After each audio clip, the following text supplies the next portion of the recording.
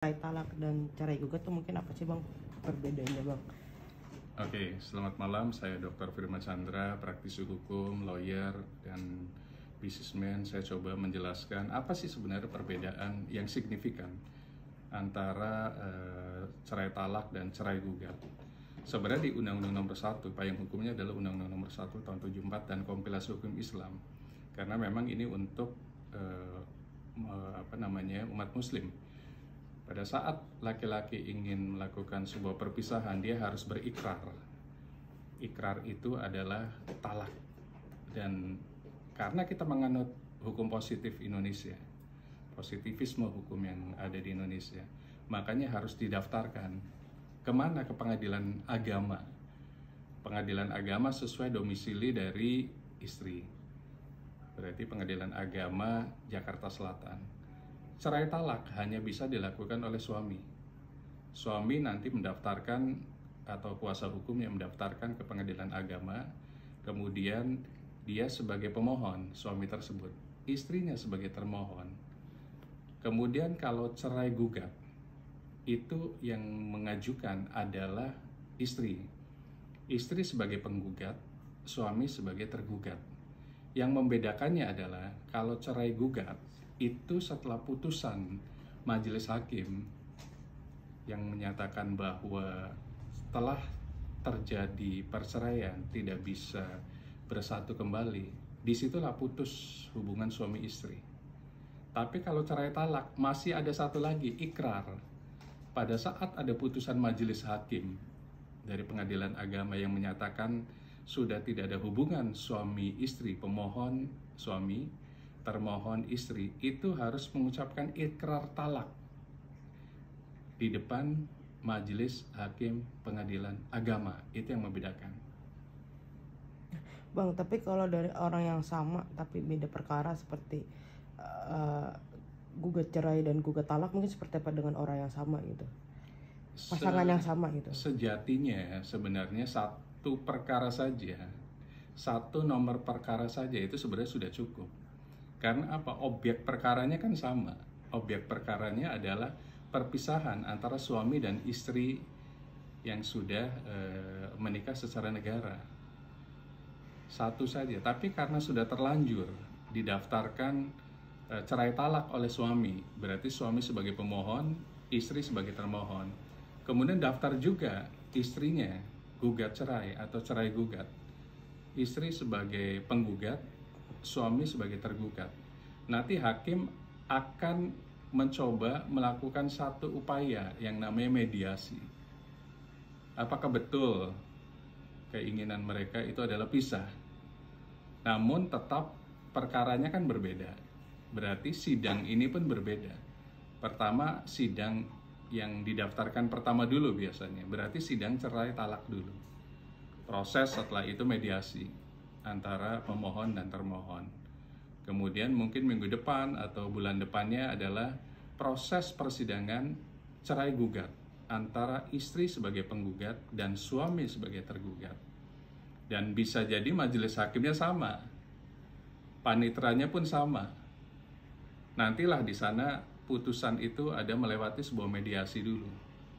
Kalau memang disepakati oleh para pihak, suami, istri, baik dicerai talak ataupun dicerai gugat, apakah tetap disidangkan 2 kali atau 1 kali, itu kesepakatan dari masing-masing, sehingga satu berkas lagi dianggap sama gitu.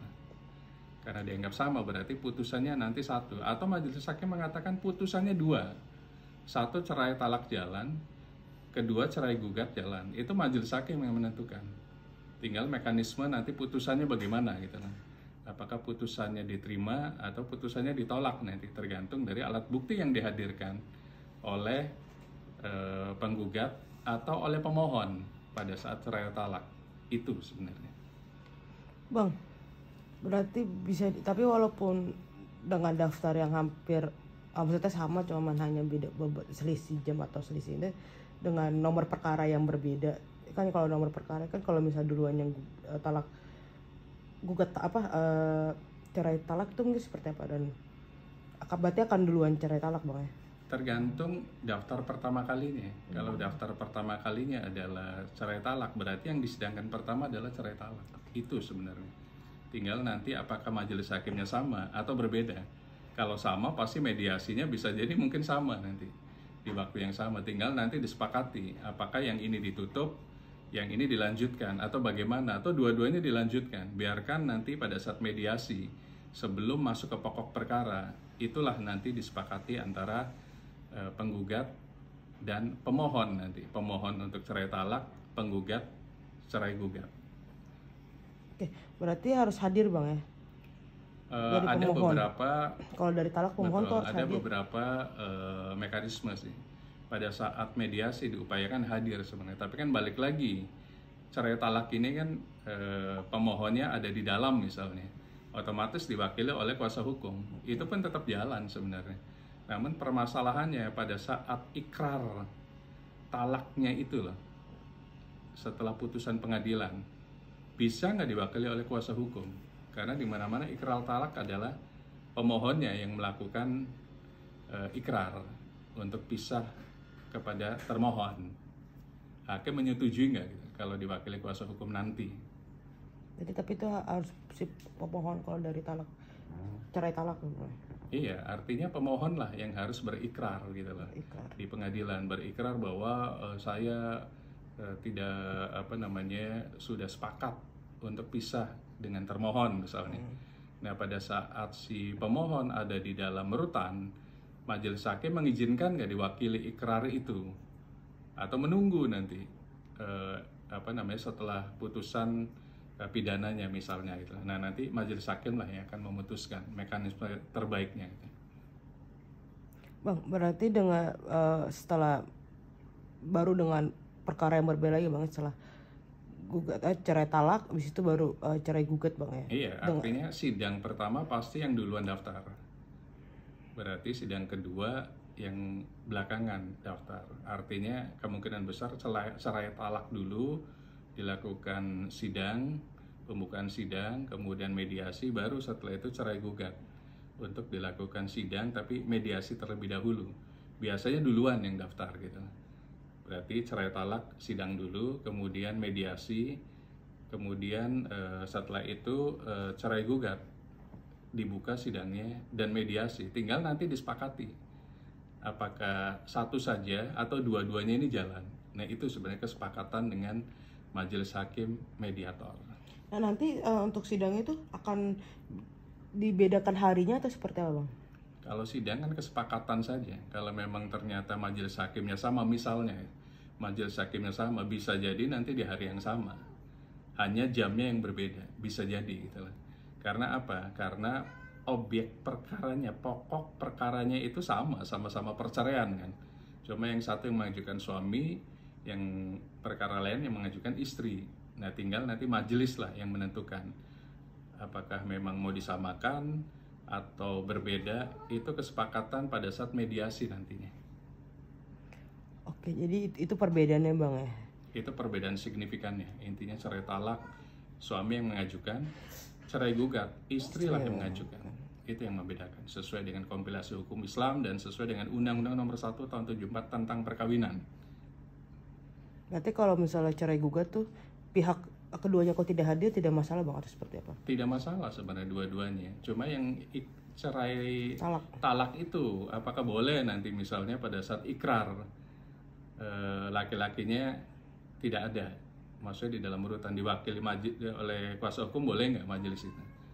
Kalau boleh misalnya sepakat karena diskresioner ya monggo saja. Tapi intinya pembedanya adalah cerai talak ada ikrar setelah putusan pengadilan, putusan majelis hakim. Kalau cerai gugat tidak ada ikrar, langsung putus begitu saja. Bang, tapi yang diwakilkan itu jarang atau banyak sih Bang, yang banyak dari cerai talak yang diwakilkan oleh kuasa hukumnya, apalagi dengan kondisi mungkin si suami ini sedang berada dalam penjara gitu, iya, atau dalam mungkin nggak bisa untuk hadir atau mungkin tidak bisa untuk hadir gitu. Balik lagi, ini kan diskresioner. Boleh nggak ikrar talak itu diwakili oleh kuasa hukum? Jadi majelis hakim juga harus sepakati, boleh nggak? Kalau memang nggak boleh, berarti nunggu putusan tersebut, putusan inkrah, putusan keluarnya, atau mungkin cuti misalnya, atau izin sakit atau apa, izin sidang di tempat lain, kan bisa ngomong kan ke Karutan atau Kalapasnya, izin sidang misalnya datang untuk ikrar talak, itu mungkin bisa. Karena semestinya yang berikrar adalah suaminya, bukan kuasa hukumnya gitu. Paling nanti hakim akan melihat kalau memang harus misalnya suaminya, berarti suaminya harus izin ke Karutan atau Kalapas untuk sidang ikrar talaknya. Itu sebenarnya harusnya begitu, bukan kuasa hukumnya yang untuk mengikrarkan gitu. Oke, cukup. Oke bang, cukup.